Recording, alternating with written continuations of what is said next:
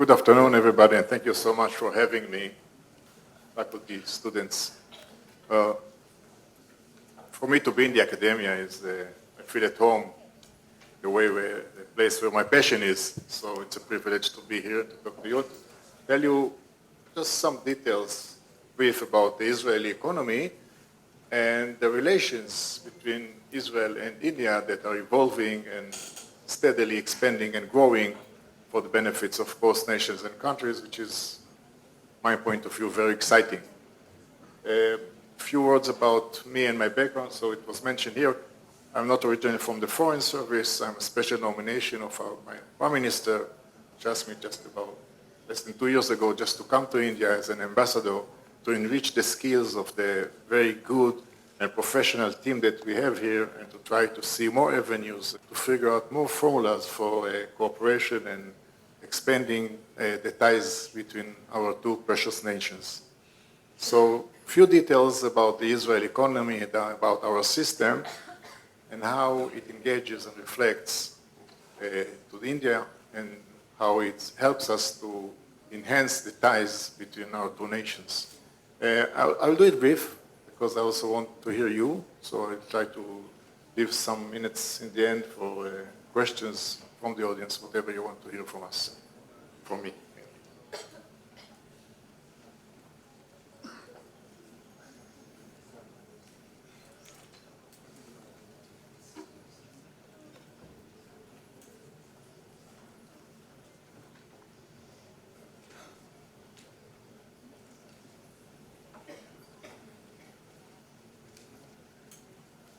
So,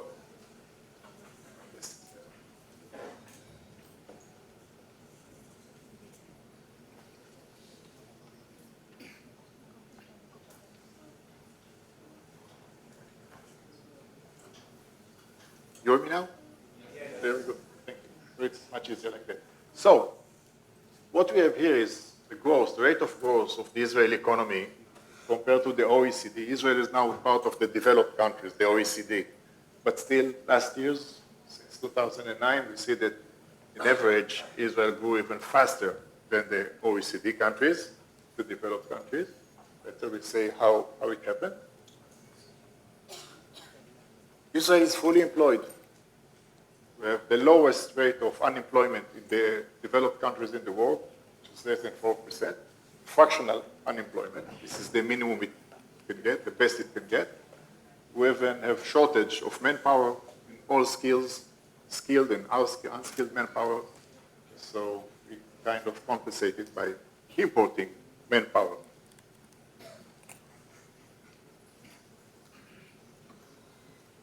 We have declining debt. From year to year, our debt is declining, and you see the rate of the debts to the GDP is now even less than, now in 2020, it's even less than 60%.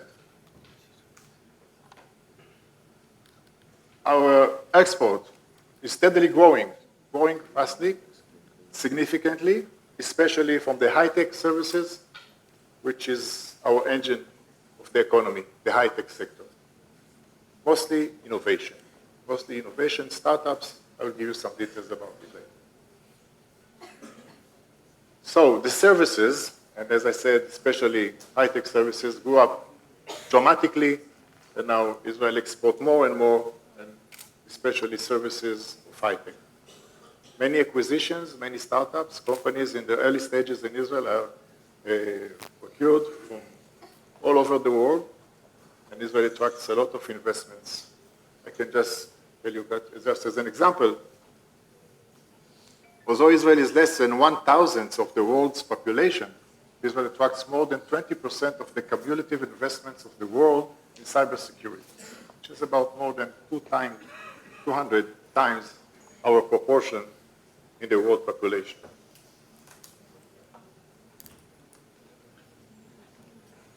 So, what are we leading? So, first of all, we are #1 in patents per capita in the world. Written patents in the world. We are leading in investment, venture capital investment in the world per capita. Research and development, still per capita, first in the world. And we have the largest number of startups per capita in the world. We have more than 300 research and development institutions in Israel, international, multinational centers of development and research. You can see companies, leading companies in the world like Google, Cisco, others like Samsung. You see many, many companies, international companies, that first bought services from Israel and then decided to open research and development centers in Israel. So about 300 of these. There's also from the automotive sector, all kinds of healthcare sectors, many research and development institutions, centers in Israel. How we did that? What is basically our ecosystem? So it's a few pillars. First, we fostered the culture, the state of mind of entrepreneurship, the spirit of entrepreneurship. Our military is our biggest educator, an integrator, a melting pot. Many of our technologies, leading technologies, started in our military. So the biggest and the most significant incubator that we have in Israel, that is one of the leading incubators in the world, is our military. So many, many technologies started in the military, invented in the military, or afterwards just transferred to the public and private sector, and we just upscaled it and up-leveraged it. Immigration. Israel accepts a lot of immigration, so we have brain circulations from many disciplines, many cultures, many countries. As I said, the melting pot.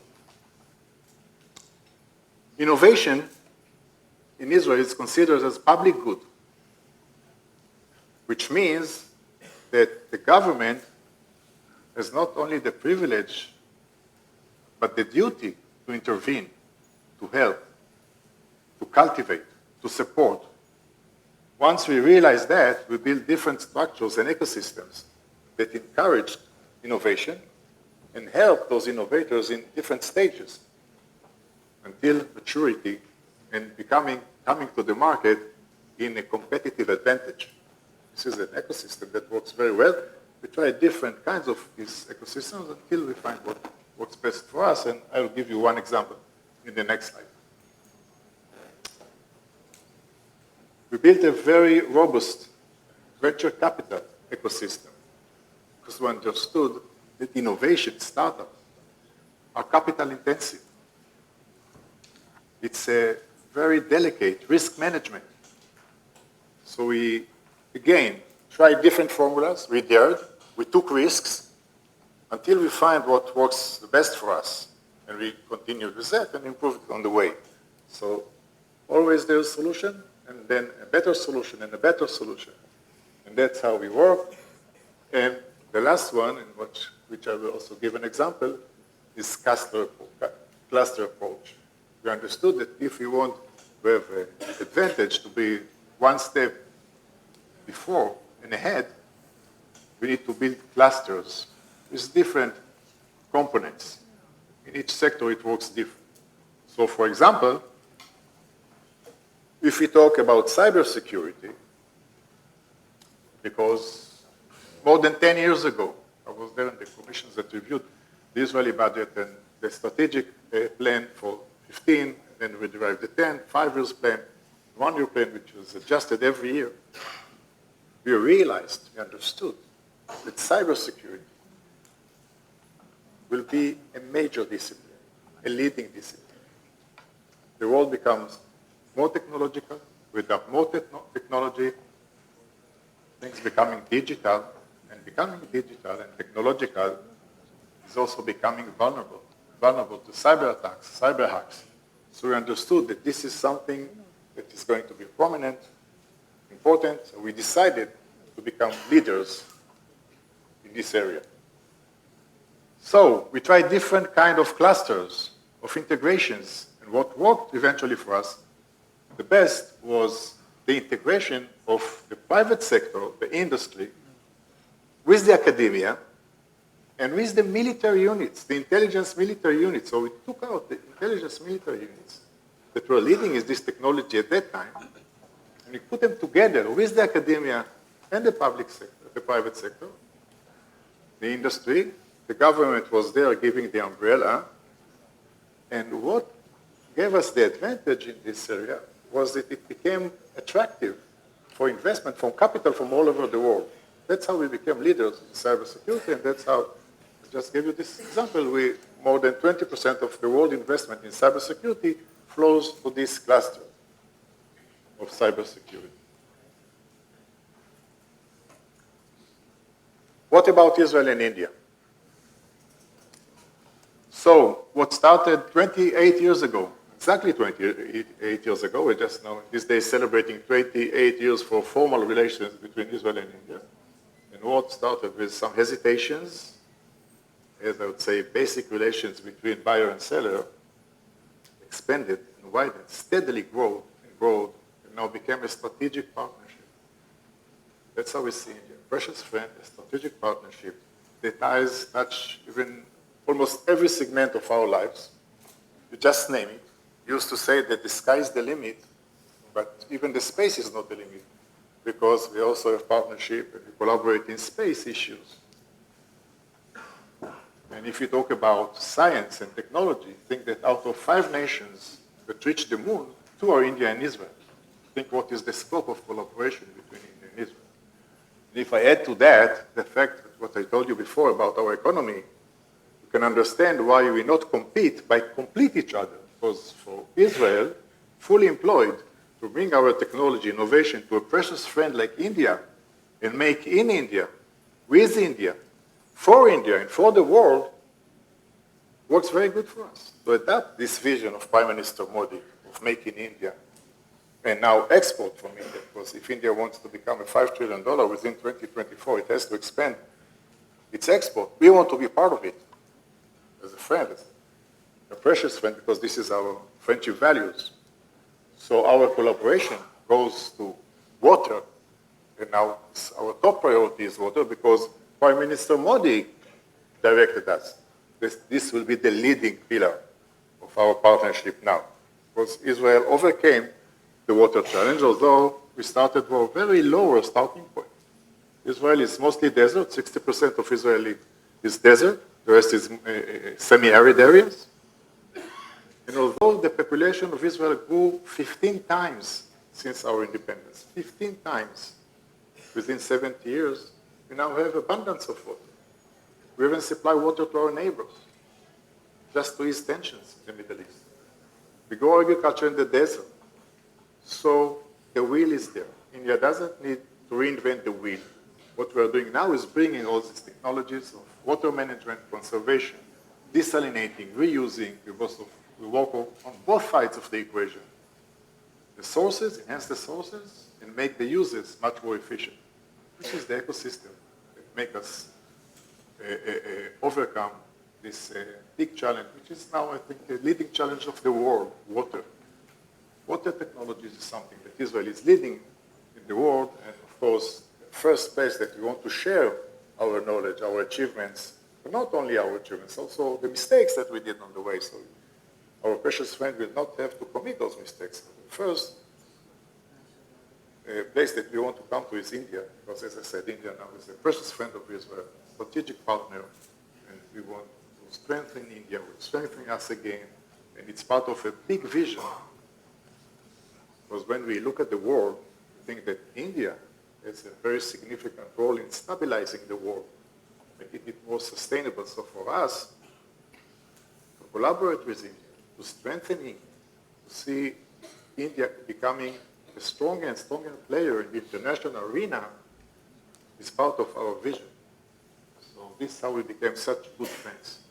So I mentioned water. Agriculture is another important pillar. We have many agriculture projects with the world. The most successful one that we have is with India. We have now 28 functioning centers of excellence of agriculture in India, all around India, Israeli centers of excellence. We expose, it's a showcase of our technology, agriculture technology, management, agriculture management, and all our techniques and products. And within 1 year, we trained in these centers of excellence 147,000 Indian farmers. Just shared with them our achievements in agriculture.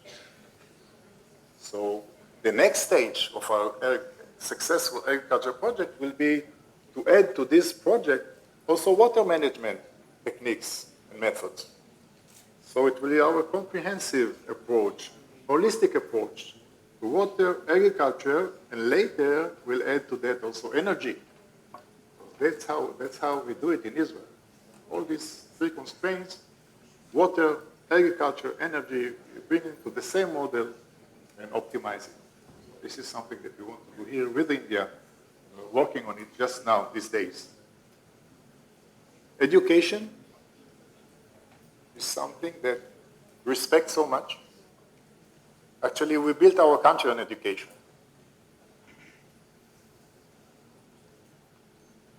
Israel was created 72 years ago with no natural resources, as I said, mostly desert. So we invested in human capital, in education, which later became innovation.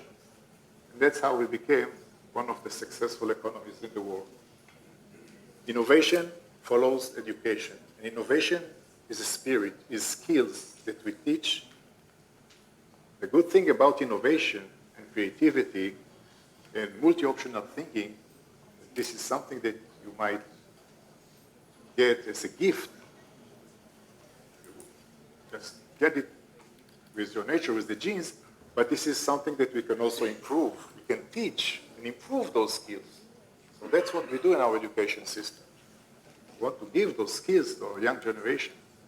Flexibility, multi-optional thinking, adaptivity, thinking out of the box, creativity, as I said, mental stability. These are skills that we give to our young generation, which brings to innovation, because innovation needs dareness.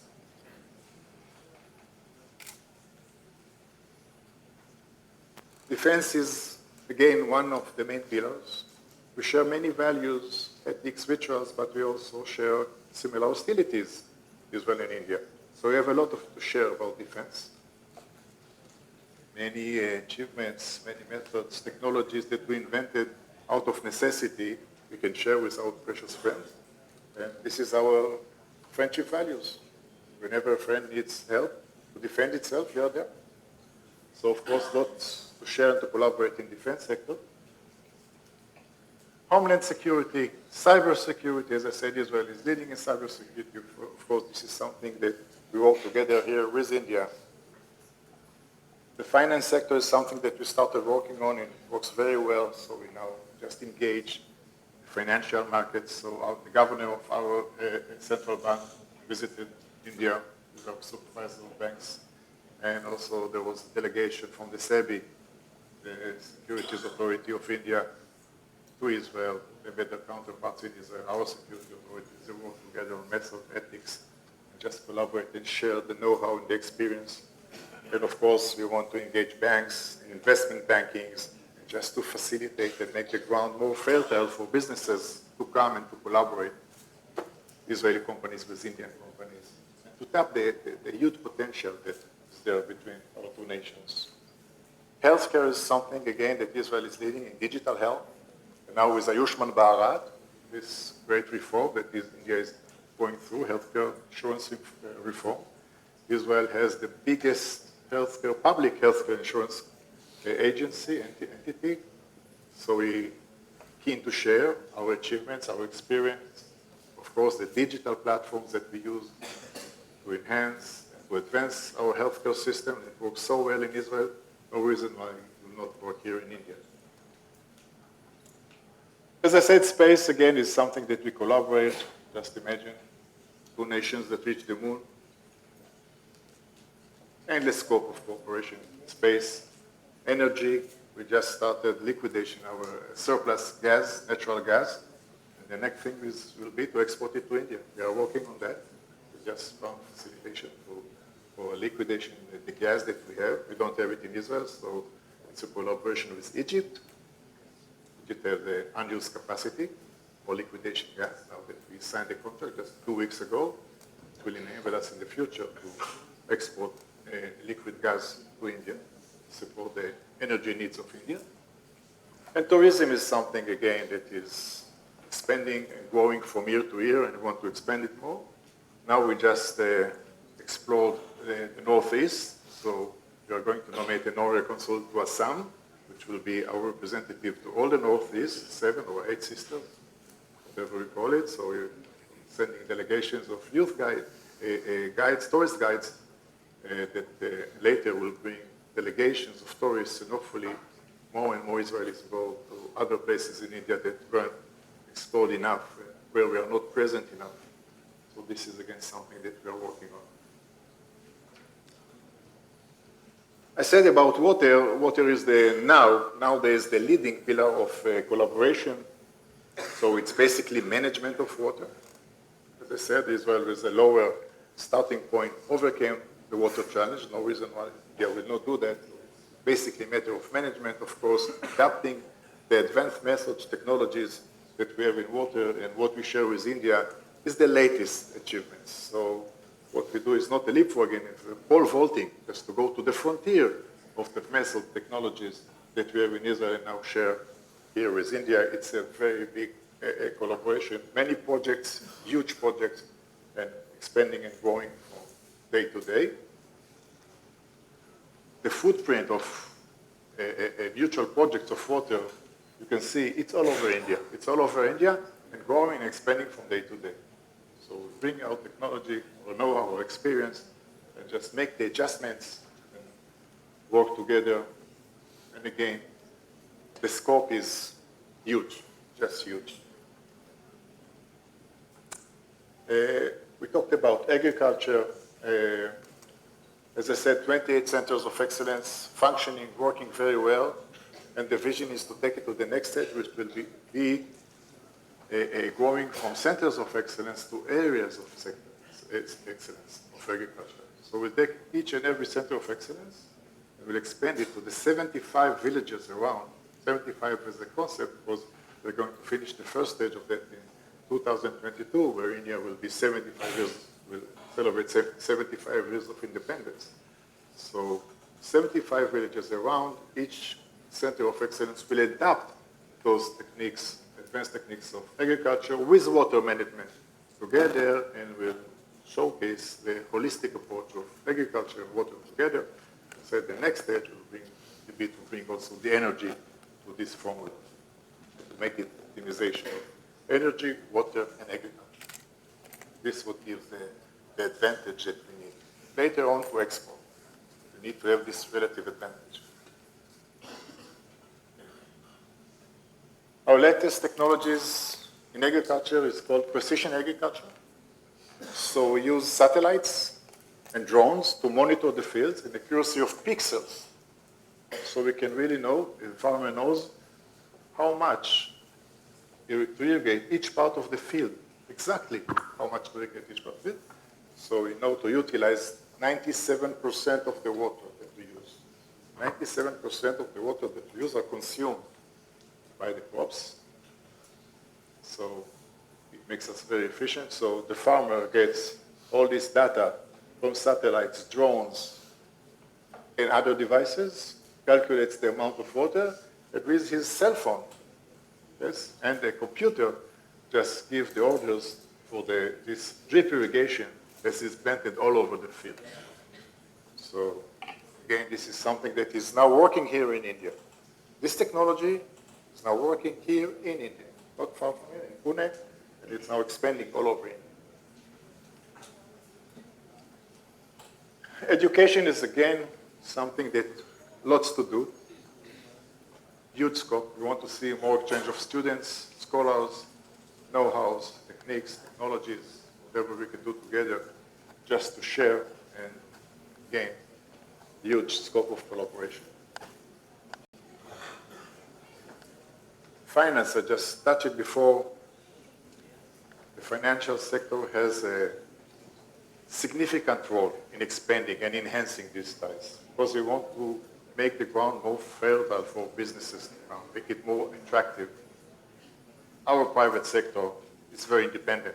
We unleashed our private sector 30 years ago, and since then it became the engine of our economy. but it's very independent. We cannot give it orders to come to India. It needs to see that it's attractive to come here, so we need to build and prepare the ground for that. And the financial sector has a significant role in doing that, so we are working on that also.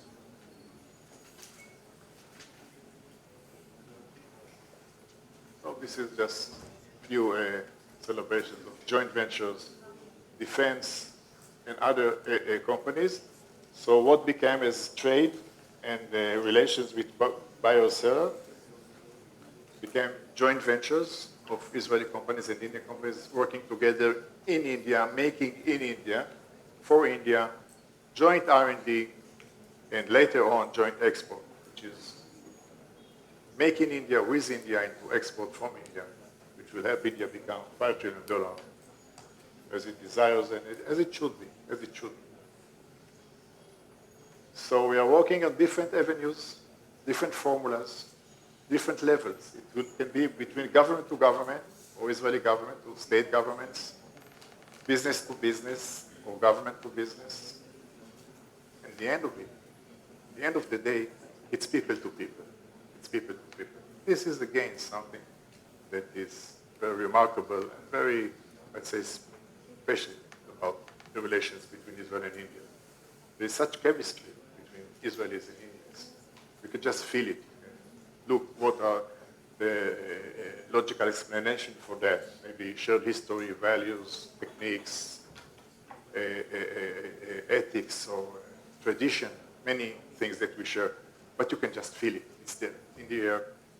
When we find this spark that we are looking for, when we engage the right people, Israelis and Indians, and we see this spark, the rest follows.